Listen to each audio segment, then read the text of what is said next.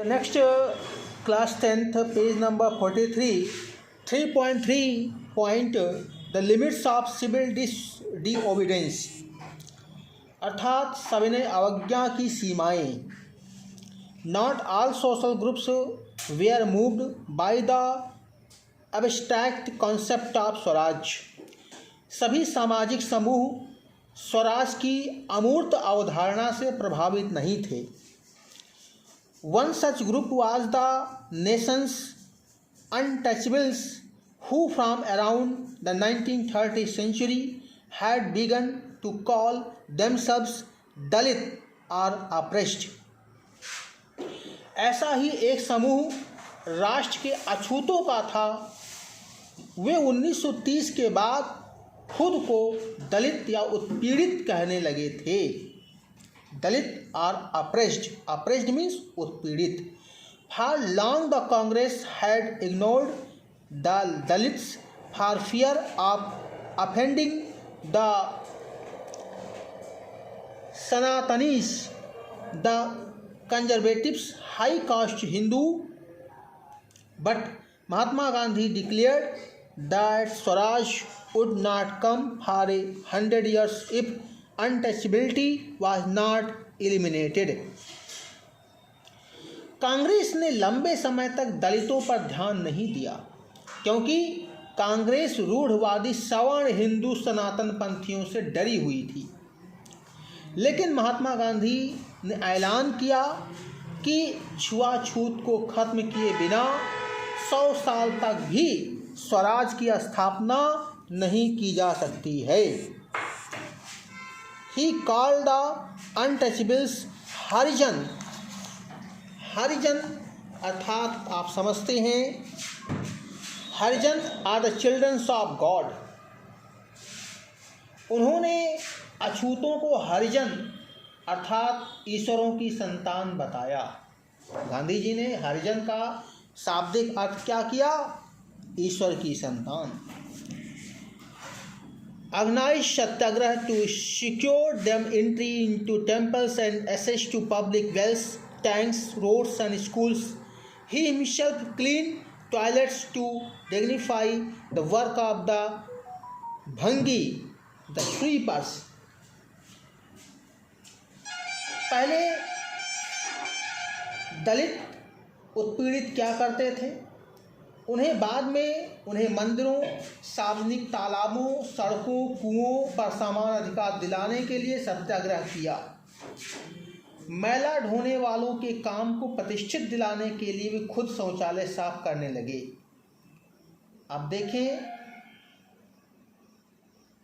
हमारे प्रधानमंत्री भी जो स्वीपर्स, कुंभ में जो सफाई कर्मी हैं उनके पैर धोए. अर्थात ये सब इनके बिना हमारा समाज अधूरा है. He persuaded upper caste to change their heart and give up the sin of untouchability. उन्होंने ऊंची जातियों का आह्वान किया कि अपना हृदय परिवर्तन करें और अस्पृश्यता के पाप को छोड़ें, अर्थात अनटचबिलिटी को छोड़ें. But many Dalit leaders were keen on a different political solutions to the problems of the community. लेकिन बहुत सारे दलित नेता अपने समुदाय की समस्याओं का अलग राजनीतिक हल ढूंढना चाहते थे. They began organizing themselves, demanding reserved seats in educational institutions and a separate electorate that would choose Dalit members for legislative council. किस तरह का वो देखते थे? उन्होंने शिक्षा संस्थानों में आरक्षण के लिए आवाज़ उठाई और अलग निर्वाचन क्षेत्रों की बात कही, ताकि वहाँ से विधायी परिषदों के केवल दलितों को ही चुनकर भेजा जा सके. तो ये आज भी हो रहा है. जहाँ रिजर्व सीट रहती है वहाँ पे, जैसे कि इस समय जो है मेंबर ऑफ पार्लियामेंट लेजिस्लेटिव में हो रहे हैं, तो इस तरह जो है किसी किसी स्थान पे सिर्फ इन्हीं हरिजन्स या दलित को ही टिकट मिल सकता, वहाँ पे सवर्ण या दूसरी जातियाँ वहाँ पे नहीं पा सकती हैं. ठीक है। इस तरह जो है ये लेजिस्लेटिव काउंसिल या दूसरे उसमें जो है उनको रिजर्वेशंस को दिया गया। Political empowerments they believe would resolve the problems of their social disabilities. Dalit participations in the civil disobedience movement was therefore limited, particularly in the Maharashtra and Nagpur regions where their organizations was quite strong. उनका मानना था कि उनकी सामाजिक अपंगता केवल राजनीतिक सशक्तिकरण से ही दूर हो सकती है, इसीलिए सविनय अवज्ञा आंदोलन में दलितों की हिस्सेदारी काफ़ी सीमित थी। महाराष्ट्र और नागपुर क्षेत्र में यह बात खास तौर से दिखाई देती थी, जहां उन्हें संगठन काफ़ी मजबूत थे। Doctor Bhimrao Ambedkar was organized the Dalits into the depressed classes associations in 1930। Doctor Ambedkar ने 1930 में दलितों को दमित वर्ग एसोसिएशंस में संगठित किया। 1930 में clashed with Mahatma Gandhi at the second round table conference by demanding separate electorates for Dalits. दलितों के लिए अलग निर्वाचन क्षेत्रों के सवाल पर दूसरे गोलमेज सम्मेलन में महात्मा गांधी के साथ उनका काफ़ी विवाद हुआ। When the British government consented Ambedkar's demand, Gandhi ji began a fast unto death. ध्यान देना, आमरण अनशन। जब ब्रिटिश सरकार ने अंबेडकर की मांग मान ली तो गांधी जी आमरण अनशन पर बैठ गए। He believed that separate electorates for Dalits would slow down the process of their integrations into society. उनका मत था कि दलितों के लिए अलग निर्वाचन क्षेत्र की व्यवस्था में से समाज में उनके एकीकरण की प्रक्रिया धीमी पड़ जाएगी। Ambedkar ultimately accepted Gandhiji's positions and the result was the Pune Pact of September 1932. It gave the displaced class later to known as the scheduled caste reserved seats in provincial and central legislative councils, but they were to be voted in the general electorate. आखिरकार अंबेडकर ने गांधी जी की राय मान ली और सितंबर 1932 में Poona pact पर हस्ताक्षर कर दिए। इसमें दमित वर्गों, जिन्हें बाद में अनुसूचित जात के नाम से जाना गया, शेड्यूल कास्ट को प्रांतीय एवं केंद्रीय विधायी परिषदों में आरक्षित सीटें मिल गईं, हालांकि उनके लिए मतदान सामान्य निर्वाचन क्षेत्रों में ही होता था। The Dalit movements however continued to be a progressive the Congress-led national movement. फिर भी दलित आंदोलन कांग्रेस के नेतृत्व में चल रहे राष्ट्रीय आंदोलन को शंका की दृष्टि ही देखता रहा।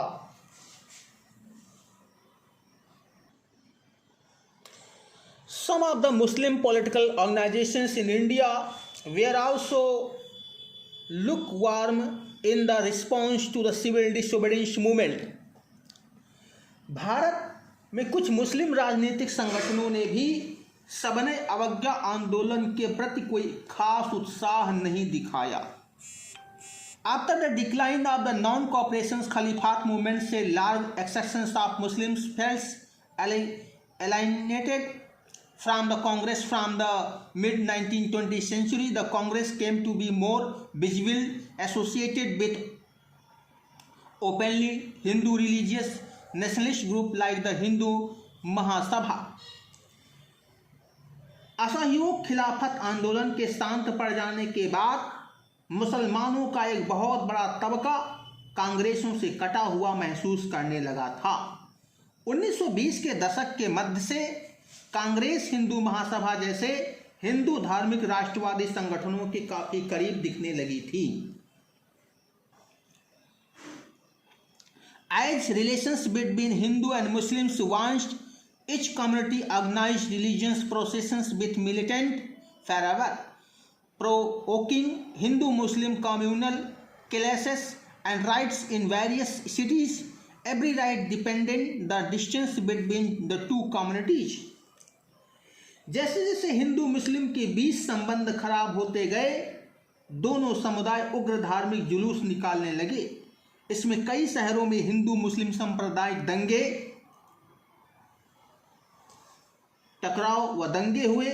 हर दंगे के साथ दोनों समुदायों के बीच जो फासला था between the two community distance are very large, बढ़ता गया। The Congress and the Muslim League made efforts to renegotiate an alliance in the 1927. It appeared that such a unity could be forged. Congress और मुस्लिम league ने एक बार फिर गठबंधन का प्रयास किया। 1927 में ऐसा लगा भी कि अब एकता स्थापित हो जाएगी। The important difference were over the questions of representations in the future assemblies that were we elected. सबसे महत्वपूर्ण मतभेदी भावी विधानसभाओं में प्रतिनिधित्व के सवाल पे थे। मोहम्मद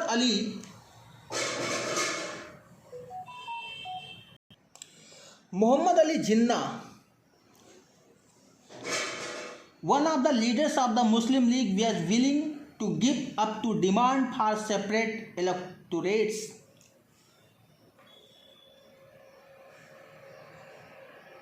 मोहम्मद अली जिन्ना का कहना था कि अगर मुसलमानों को केंद्रीय सभा में आरक्षित सीटें दी जाएं और मुस्लिम बहुल प्रांतों बंगाल और पंजाब में मुसलमानों को आबादी के अनुपात में प्रतिनिधित्व दिया जाए तो मुसलमानों के लिए पृथक निर्वाचिका की मांग छोड़ने के लिए तैयार हैं। ठीक है। If Muslims were assured reserved seats in the Central Assembly and representations in proportions to populations in the Muslim dominant provinces Bengal and Punjab. Negotiations over the questions of representations continue, but all hope the resolving the issue at the all parties conference in 1928 disappeared when M.R. Jaikar of the Hindu Mahasabha strongly opposed efforts at compromise. जब मोहम्मद अली जिन्ना ने ऐसे प्रस्ताव रखे, प्रतिनिधित्व के सवाल पर यह बहस मुहावसा चल ही रहा था कि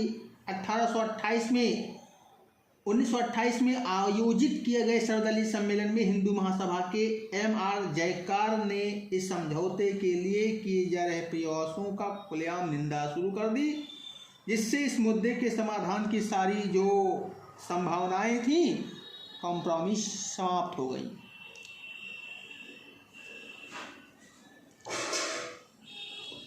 When the civil disobedience movement started, there was thus the atmosphere of suspicion and distrust between communities.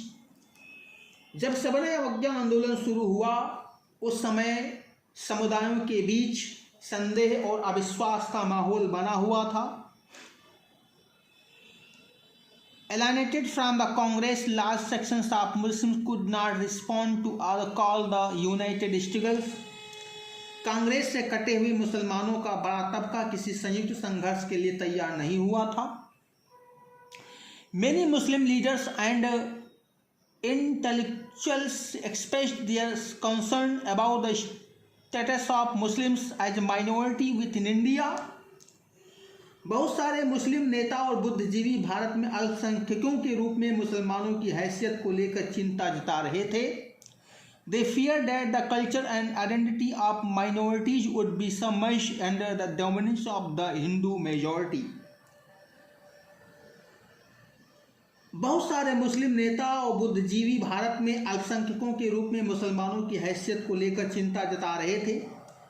उनको भय था कि यदि हिंदू महासभा बहुसंख्या की वर्चस्व की स्थिति में अल्पसंख्यकों की संस्कृति और पहचान कहीं खो न जाए। Next, source D.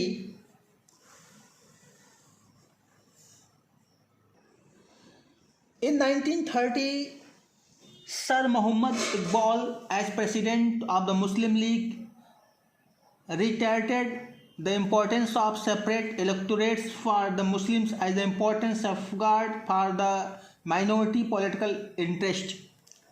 1930 में मुस्लिम लीग के अध्यक्ष सर मोहम्मद इकबाल ने मुसलमानों के लिए अल्पसंख्यक राजनीतिक हितों की रक्षा के उद्देश्य से पृथक निर्वाचिका की जरूरत पर एक बार फिर से जोर दिया. His statement,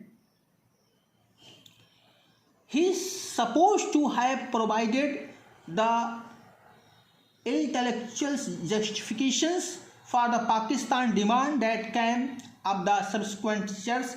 This is what he said. माना जाता है कि बाद के सालों में पाकिस्तान की मांग के लिए जो आवाज़ उठी उसकी बौद्धिक औचित्य उनके इसी बयान से उपजा था. उन्होंने जो कहा वह इस प्रकार था. आई हैव नो हेजिटेशन, मुझे यह कहने से जरा भी हिचकिचाहट नहीं है, in declaring that in the principle that the Indian Muslim is united to full and free development on the lines of his own culture and traditions in his own Indian homelands is recognized as the basis of permanent communal settlement. He will be ready to stake his all for the freedom of India. मुझे ये कहने में जरा भी हिचकिचाहट नहीं है कि अगर अस्थायी सांप्रदायिक बंदोबस्त के तौर पर भारतीय मुसलमान को उसके अपने भारतीय होमलैंड में अपने संस्कृति और परंपरा के अनुसार पूर्ण एवं स्वतंत्र विकास का अधिकार दिया जाए तो भारत की स्वतंत्रता के लिए अपना सब कुछ न्यौछावर करने के लिए तैयार हो जाएगा. The principle that this group is united to free development on its own lines is not inspired by any feeling of narrow communalism.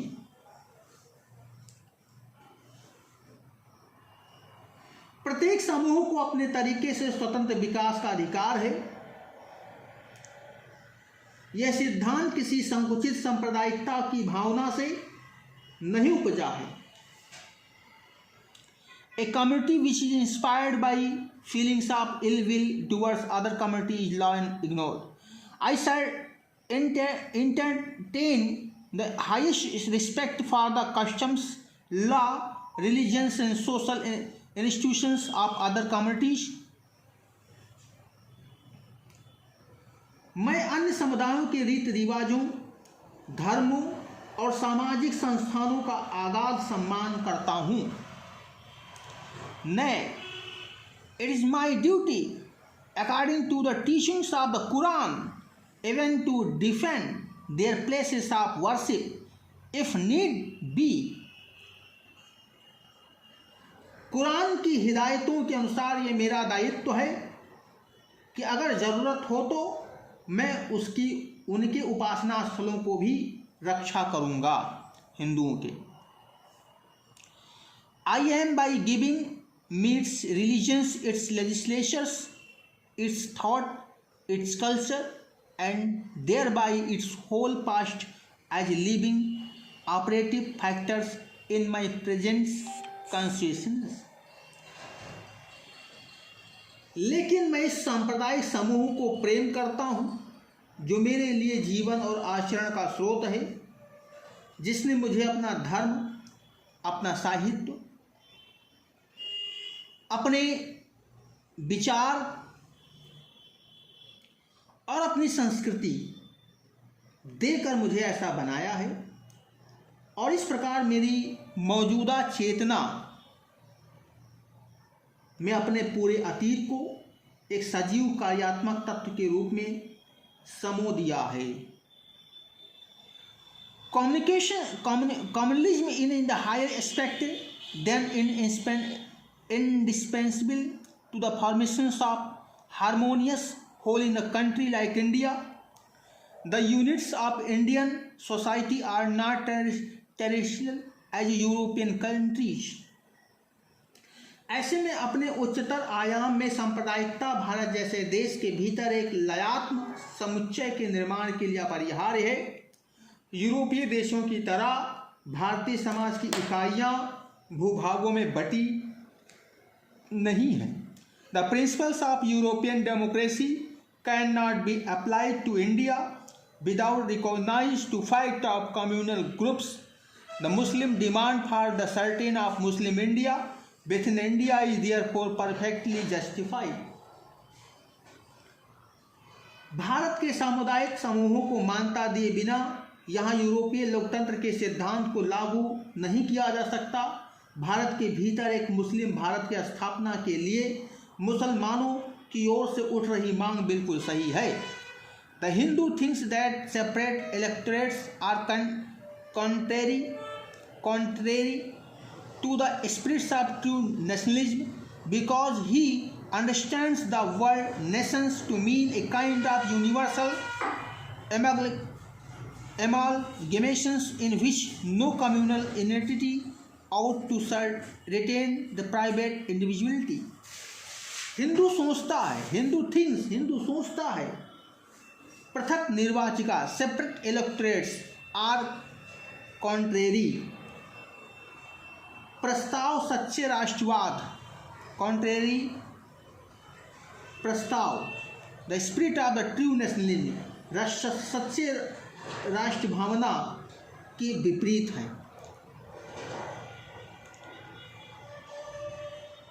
Because he understand the word nations to mean a kind of universal amalgamations in which the communal entity out the retain its private individuality।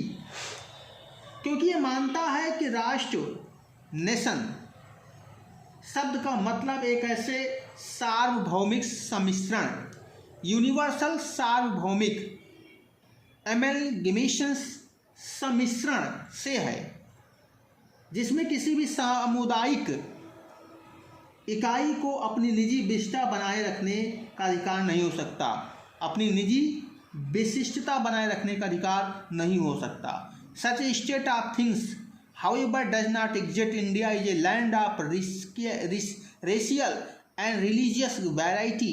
Add to this the general economic infinity of the Muslims, their enormous depth specially in the Punjab and their insufficient majorities in some of the provinces at its present continued and you will begin to see clearly to meaning of our annexity to retain separate electorates। लेकिन such a state of things, लेकिन हालात ऐसे नहीं हैं।